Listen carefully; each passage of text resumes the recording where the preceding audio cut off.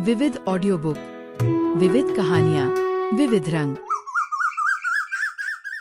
नमस्कार, हमारे YouTube channel में आपका स्वागत है। चलिए शुरू करते हैं। मुंशी प्रेमचंद की कहानी गुप्तधन। बाबू हरिदास का ईंटों का पजावा शहर से मिला हुआ था।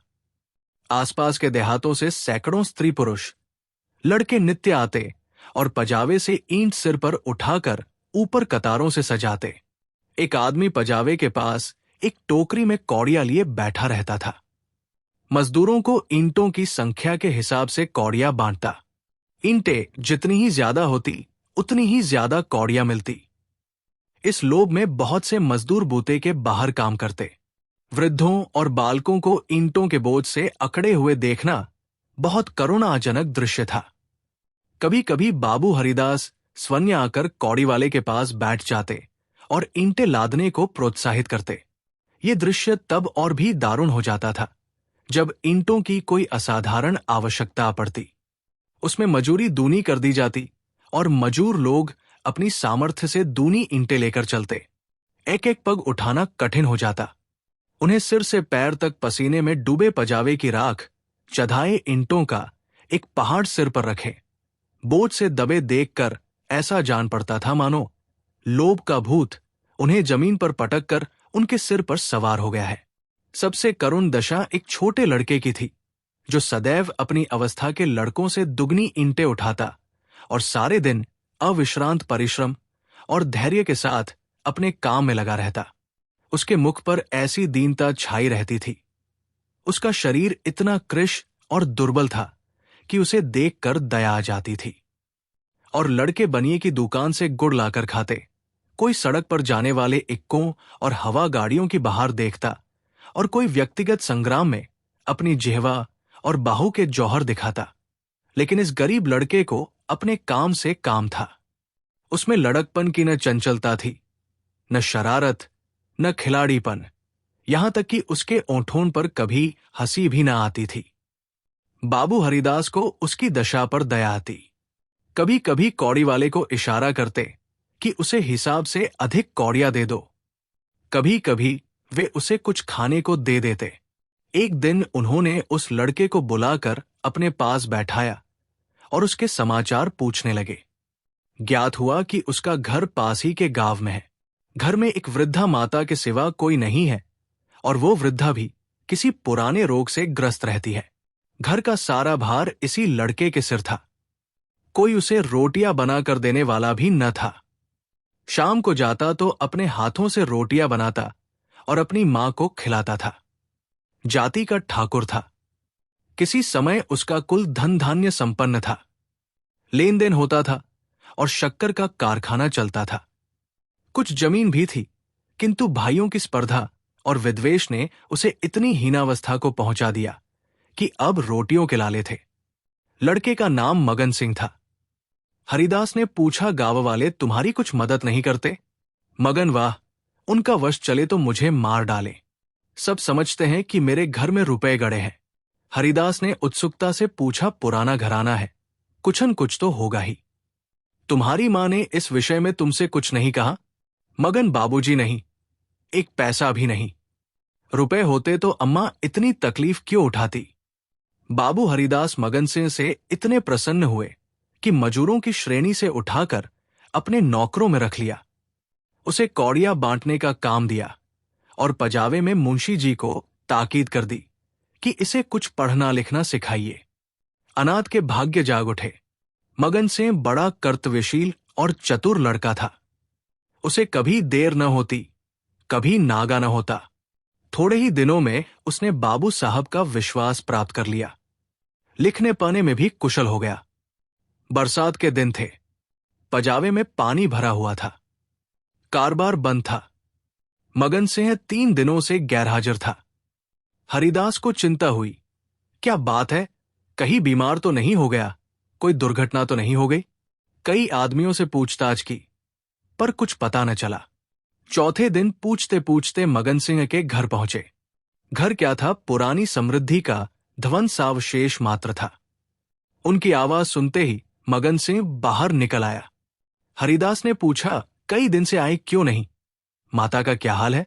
मगन सिंह ने अवरुद्ध कंठ से उत्तर दिया, अम्मा आजकल बहुत बीमार है, कहती है अब न बचूंगी।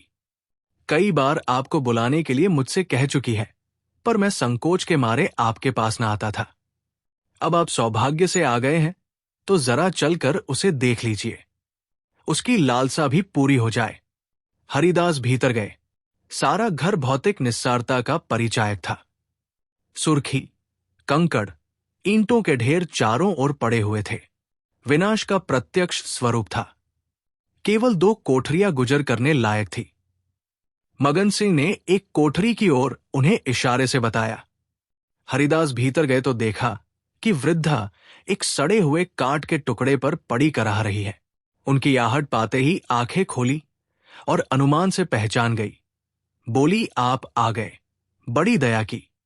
आपके दर्शनों की बड़ी अभिलाषा थी। मेरे अनाथ बालक के नाथ अब आप ही हैं।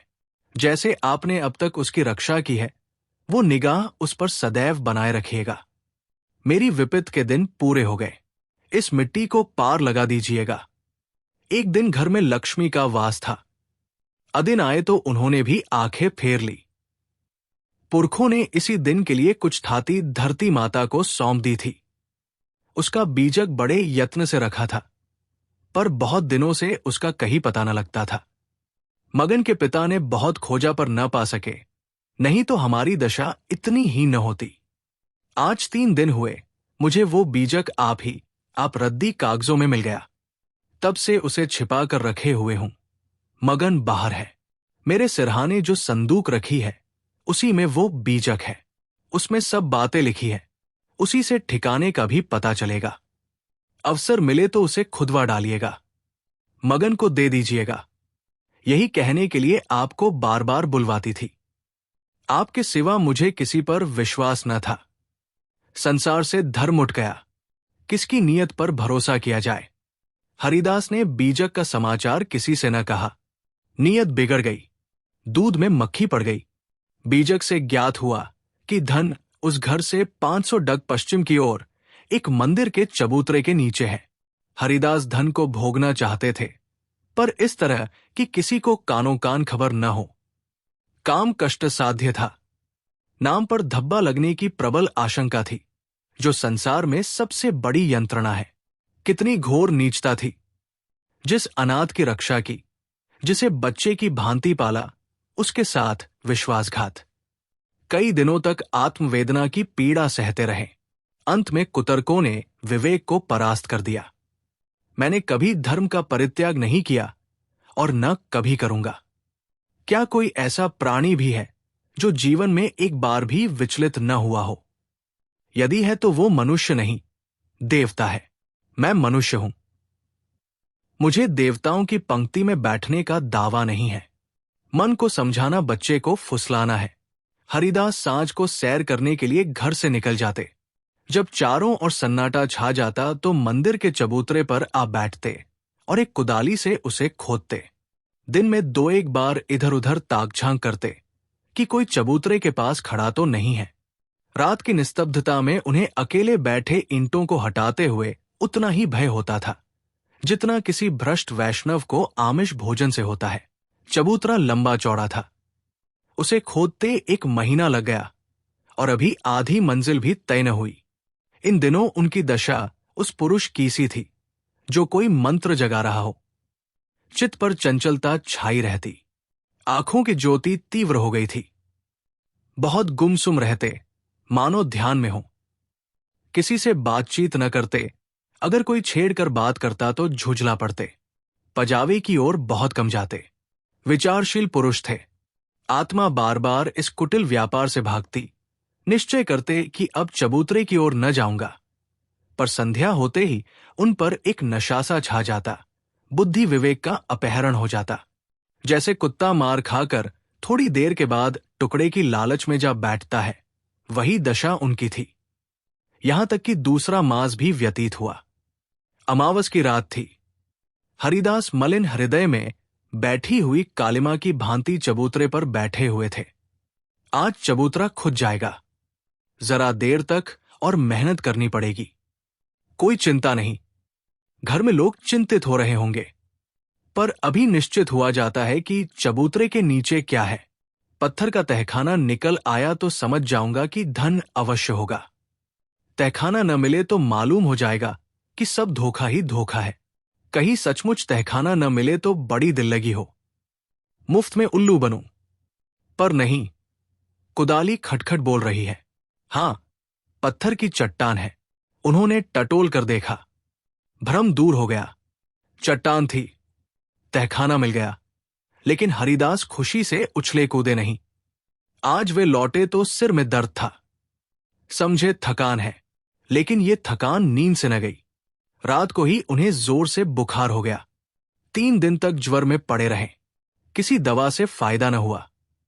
इस रुग्णावस्था में हरिदास को बार बार भ्रम होता था, कहीं ये मेरी तृष्णा का दंड तो नहीं है।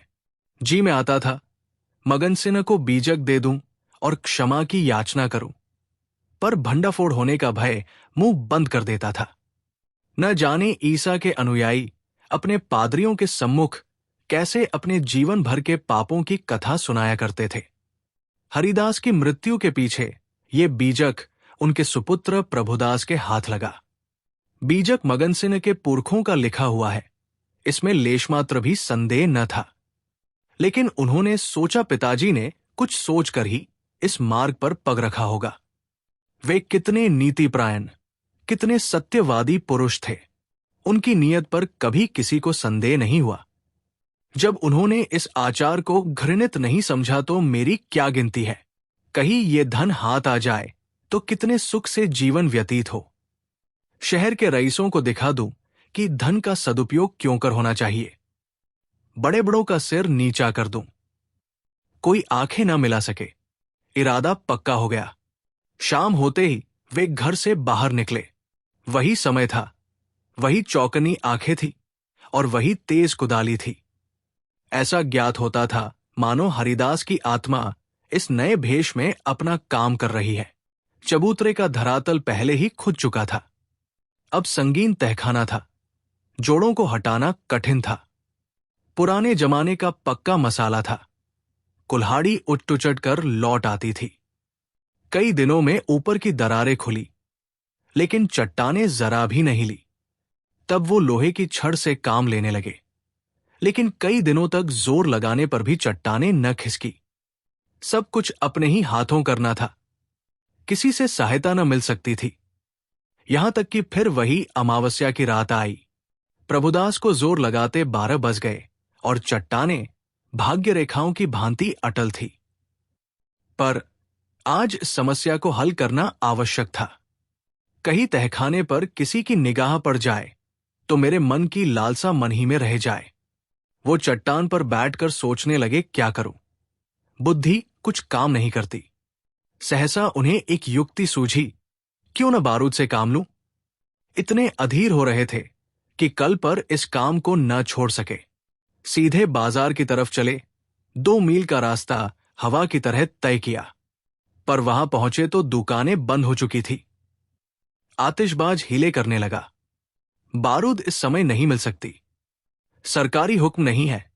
तुम कौन हो? इस वक्त बारूद लेकर क्या करोगे? न भैया, कोई वारदात हो जाए तो मुफ्त में बंधा बंधा फिरूं। तुम्हें कौन पूछेगा? प्रभुदास की शांति वृत्ति कभी इतनी कठिन परीक्षा में न पड़ी थी। वे अंत तक अनुन्य विनय ही करते रहे, यहां तक कि मुद्राओं की सुरीली झंकार ने उसे वशीभूत कर लिया। प्रभुदास यहां से चले तो धरती पर पाव न पड़ते थे। रात के 2 बजे थे। प्रभुदास मंदिर के पास पहुंचे। चट्टानों की दराजों में बारूद रख पलीता लगा दिया और दूर भागे। एक क्षण में बड़े जोर का धमाका हुआ। चट्टान उड़ गई। अंधेरा गार सामने था, मानो कोई पिशाच उन्हें निगल जाने के लिए मुंह खोले हुए है। प्रभात का समय था। प्रभुदास अपने कमरे में लेटे हुए थे। सामने लोहे के संदूक में 10,000 पुरानी मुहरें रखी हुई थी। उनकी माता सिरहाने बैठी पंखा झल रही थी। प्रभुदास ज्वर की ज्वाला से जल रहे थे। करवटें बदलते थे, करहाते थे, हाथ पांव पटकते थे, पर आंखें लोहे के संदूक की ओर लगी हुई थी। इसी में उनके जीवन की आशाएं बंद थी। मगन सिंह अब पजावे का मुंशी था। इसी घर में रहता था। आकर बोला पजावे चलिएगा, गाड़ी तैयार कराऊं। प्रभुदास ने उसके मुख की ओर क्षमायाचना की दृष्टि से देखा और बोले नहीं, मैं आज न चलूंगा, तबीयत अच्छी नहीं है, तुम भी मत जाओ। मगन सिंह उनकी दशा देखकर डॉक्टर को बुलाने चला। 10 बजते बजते प्रभुदास का मुख पीला पड़ गया, आंखें लाल हो गई। माता ने उसकी ओर देखा तो शोक से विह्वल हो गई। बाबू हरिदास की अंतिम दशा उनकी आंखों में फिर गई। जान पड़ता था ये उसी शोक घटना की पुनरावृत्ति है। ये देवताओं की मनौतियां मना रही थी, किंतु प्रभुदास की आंखें उसी लोहे के संदूक की ओर लगी हुई थी जिस पर उन्होंने अपनी आत्मा अर्पण कर दी थी। उनकी स्त्री आकर उनके पैताने बैठ गई और बिलख बिलख कर रोने लगी। प्रभुदास की आंखों से भी आंसू बह रहे थे, पर वे आंखें उसी लोहे के संदूक की ओर निराशापूर्ण भाव से देख रही थी। डॉक्टर ने आकर देखा, दवा दी और चला गया, पर दवा का असर उल्टा हुआ। प्रभुदास के हाथ पांव सर्द हो गए, मुख निस्तेज हो गया, हृदय की गति मंद पड़ गई, पर आंखें संदूक की ओर से न हटी। मोहल्ले के लोग जमा हो गए। पिता और पुत्र के स्वभाव और चरित्र पर टिप्पणियां होने लगी। दोनों शील और विनय के पुतले थे, किसी को भूल कर भी कड़ी बात न कही। प्रभुदास का संपूर्ण शरीर ठंडा हो गया था। प्राण था तो केवल आंखों में। वे अब भी उसी लोहे के संदूक की ओर सतृष्ण भाव से देख रही थी। घर में कोहराम मचा हुआ था। दोनों महिलाएं पछाड़े खा खा कर गिरती थी। मोहल्ले की स्त्रियां उन्हें समझाती थी। अन्य मित्रगण आंखों पर रुमाल जमाए हुए थे। जवानी की मौत संसार का सबसे करुण, सबसे अस्वाभाविक और भयंकर दृश्य है। ये वज्राघात है, विधाता की निर्दय लीला है। प्रभुदास का सारा शरीर प्राणहीन हो गया था, पर आंखें जीवित थी। वे अब भी उसी संदूक की ओर लगी हुई थी। जीवन ने तृष्णा का रूप धारण कर लिया था। सांस निकलती है, पर आस नहीं निकलती। इतने में मगन सिंह आकर खड़ा हो गया। प्रभुदास की निगाह उस पर पड़ी। ऐसा जान पड़ा मानो उनके शरीर में फिर रक्त का संचार हुआ। अंगों में स्फूर्ति के चिन्ह दिखाई दिए। इशारे से अपने मुंह के निकट बुलाया, उसके कान में कुछ कहा, एक बार लोहे के संदूक की ओर इशारा किया और आंखें उलट गई, प्राण निकल गए। अगर आपको ये कहानी पसंद आई हो तो लाइक और शेयर करें, और हमारे चैनल को सब्सक्राइब न किया हो तो सब्सक्राइब कर लें। अगर आप अपने पसंद की भी कोई कहानी सुनना चाहते हैं तो कमेंट सेक्शन में ज़रूर लिखें।